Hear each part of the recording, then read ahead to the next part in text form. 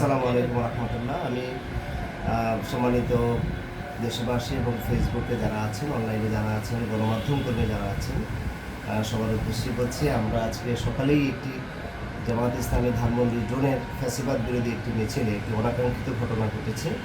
সেখানে সাংবাদিকদের সাথে ভুল বোঝাবুঝির কারণে একটি অনাকাঙ্ক্ষিত ঘটনা ঘটেছে। আমাদের এই ভাই, আমরা দৈনিক সকালের যিনি প্রতিনিধি হিসেবে আছেন, আমাদের মুস্তাফিজুর রহমান শিশির ভাই, আমাদের খুব কাছের মাহফুজুর রহমান শিশির ভাই, আমাদের খুব কাছের মানুষ, সবসময় আমরা আমাদের প্রোগ্রামগুলো কাভার করে। কিন্তু আজকে যে কর্মসূচিটিতে যে ঘটনা ঘটেছে, আমরা এই ঘটনার জন্য আন্তরিকভাবে দুঃখ প্রকাশ করছি। যারা এই ঘটনার সাথে আমাদের যারা সম্পৃক্ত, আমরা ইতিমধ্যেই সাংগঠনিকভাবে আমরা তাদেরকে চিহ্নিত করার চেষ্টা করছি এবং করে তাদের ব্যাপারে সাংগঠনিক সিদ্ধান্ত নেওয়ার ব্যাপারে সংগঠন এই ব্যাপারে দৃঢ় প্রতিজ্ঞ এবং আমরা খুব কম সময়ের মধ্যে ইনশাআল্লাহ এই বিষয়ে আমরা পদক্ষেপ নেব। এর বাইরে অন্য কেউ এর মধ্যে অনুপ্রবেশ করে এই ঘটনার সুযোগ নিয়েছে কিনা সেই বিষয়টিও আমরা খতিয়ে দেখার চেষ্টা করছি।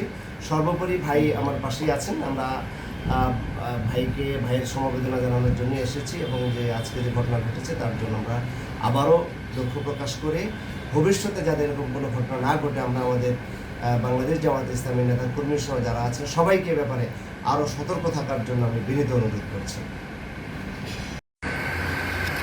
কি ঘটেছিল আজকে আসলে ওখানে? বিশেষ করে হচ্ছে আজকে জামাতের একটা প্রোগ্রাম ছিল, আর গতকাল রাতে হচ্ছে খেলার ডিউটি ছিল। ওইখান থেকে আমার আসতে অনেক লেট হয়েছে।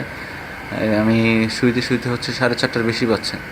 এরপরে সেই সময় ঘুমিয়ে এরপরে হচ্ছে ঘুম থেকে উঠে 8টার ওদের প্রোগ্রাম ছিল হচ্ছে সকাল 8টায়। তো 8টার অ্যাসাইনমেন্ট ধরাটা খুব টাফ। তো আমার একটু লেট হয়েছে, আমি রিক্সা নিয়ে পড়ে গেছি। তো যে গিয়ে আমি তাদের বিক্ষোভ মিছিল পাইছি।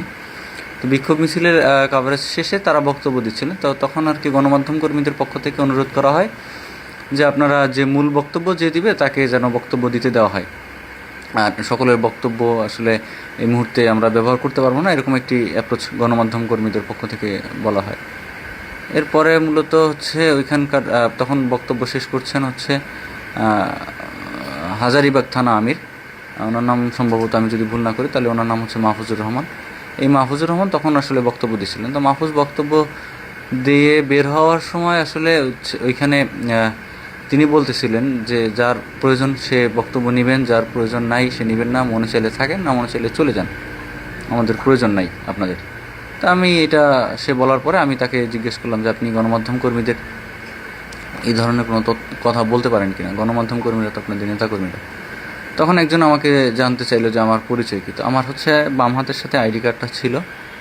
তো আমি ওই আইডি কার্ড তাকে দেখাই, আইডি কার্ড ফিতা সহ যখন তাকে দেখাই তখন হচ্ছে সে আমার আইডি কার্ডটা হাত থেকে টান দিয়ে নিয়ে যায়। তো নিয়ে যাওয়ার পরে সে হচ্ছে ওইখানে আইডি কার্ড কী করছে সেটা আর আমি বলতে পারলাম না।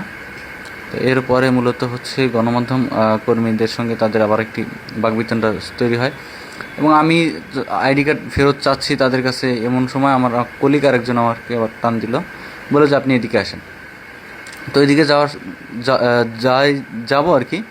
এই সময় হচ্ছে ওনাদের জামাতের একজন নেতাই বোধ হয়, সে আর কি আমার কলার, টি শার্টের কলার ধরে টান দিয়ে বলতেছে আমাকে ফেসিস্টের দোষর আখ্যা দিয়ে প্রথমে হচ্ছে আমার শার্টের কলার ছিঁড়ে ফেলে হচ্ছে আমাকে মারধর করলো। প্রথম পর্যায়ে চড় থাপ্পড় এগুলো দিছে।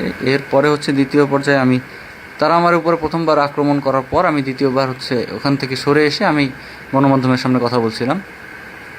অনেকগুলো বেসরকারি গণমাধ্যম ছিল এবং একটি পর্যায়ে আমরা দেখলাম ওখানেও এসেও ওখানে আমার টান দিয়ে আমাকে নিয়ে যায় মাটিতে ফেলে এরপরে হচ্ছে মব করে আমার উপরে তারা একটা হামলা করছে। এই হামলায় হচ্ছে আমার এই যে বাম হাতের বেশ কয়েকটা জায়গায় ক্ষতিগ্রস্ত হয়েছে এবং নাক ফেটে গেছে এবং নাকে হচ্ছে এখনও ব্যথা আছে, কথা বলতে কষ্ট হচ্ছে আর কি, এরকম একটা পরিস্থিতি আমার। আর এরপরে হচ্ছে আমি ওখান থেকে হচ্ছে ইনস্ট্যান্ট গণস্বাস্থ্য কেন্দ্র হাসপাতালে যাই।